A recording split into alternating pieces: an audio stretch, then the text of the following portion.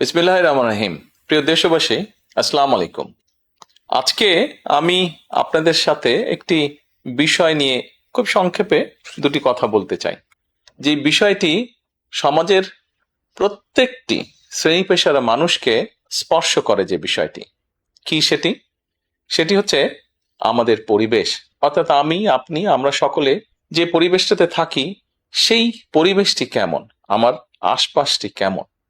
আপনারা নিশ্চয়ই অধিকাংশ ক্ষেত্রে খেয়াল করে দেখেছেন, আমরা ঢাকা শহরের যে কোনো রাস্তাঘাটই হোক, যে কোনো এলাকাই হোক, যে কোনো জেলা শহরের এলাকাই হোক, রাস্তাঘাট হোক, এমনকি উপজেলা পর্যায়েও ক্ষেত্র বিশেষে বিভিন্ন গ্রামগঞ্জেও আমরা দেখেছি যে যেখানে বাজার ঘাট বা রাস্তা চলাচলে বেশি, সেই জায়গাগুলোতে চারিদিকে একটা জিনিস খুব পরিষ্কারভাবে চোখে পড়ে, যেটি আমরা যখন ছোট ছিলাম, আজকে থেকে 40 বছর আগে, 30 বছর আগে দৃশ্যটা এমন ছিল না, কিন্তু বর্তমানে দৃশ্যটা এইরকম। সেটা কেমন? চারিদিকে আমার আপনার আমাদের ব্যবহার করা হাতের টিস্যু, অথবা আমার আপনার খাওয়া চিপসের প্যাকেট, অথবা বাসায় ব্যবহার করা রান্নার তেল যে তার প্লাস্টিকের বোতলটি, অথবা আমি বা আপনি পানি পান করেছি প্লাস্টিকের বোতল থেকে সেই বোতলটি, এরকম আরো অনেক ধরনের আবর্জনা যত্র তত্র সব জায়গায় ছড়িয়ে আছে। কোনো জায়গায় একটু বেশি জমা হয়ে আছে, অথবা যত্র তত্র লোকালয়ে চারিদিকে ছড়িয়ে আছে।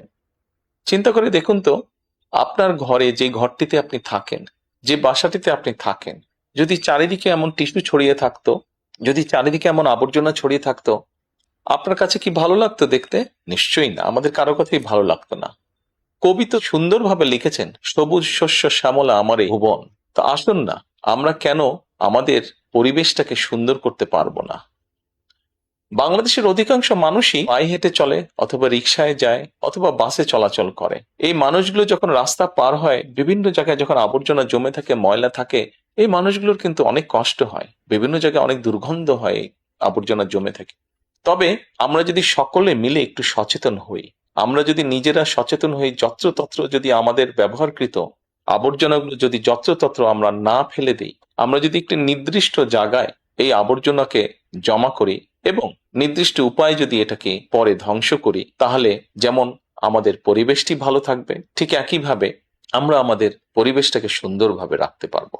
দেখুন, অনেক জায়গায় আমি দেখেছি, গত কয়েক মাসে যখন আমি দেশের বিভিন্ন জায়গায় গিয়েছি, হয়তো কোনো একটি পুকুরের পাশ দিয়ে যাচ্ছি, দেখেছি পুকুরের ভিতরে বিভিন্ন রকম ময়লা স্তূপ হয়ে পড়ে আছে, অথবা পুকুর পাড়ে বিভিন্ন ময়লা স্তূপ হয়ে পড়ে আছে।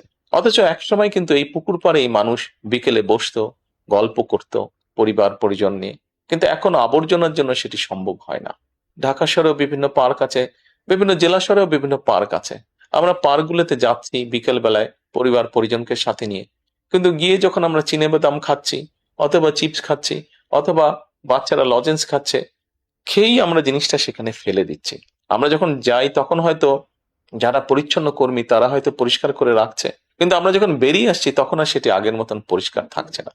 কিন্তু যদি যে পরিষ্কার থাকতো, আপনি যদি পরিষ্কার করে রেখে আসেন, আপনার পরবর্তীতে যে যাবে সেও সেই পরিচ্ছন্নতা, সুন্দর পরিবেশটি উপভোগ করতে পারবে। কাজে আসুন না, আমরা যদি আজকে থেকে প্রত্যেকে সচেতন হই, আমাদের হাতের আবর্জনা বা ব্যবহৃত আবর্জনা যদি নির্দিষ্ট জায়গায় সুন্দরভাবে আমরা গুছিয়ে ফেলি, তাহলে ধীরে ধীরে হয়তো আমরা আমাদের এই বাংলাদেশটাকে আবর্জনা মুক্ত করতে পারবো, সুন্দর একটি পরিবেশ গড়ে তুলতে পারবো।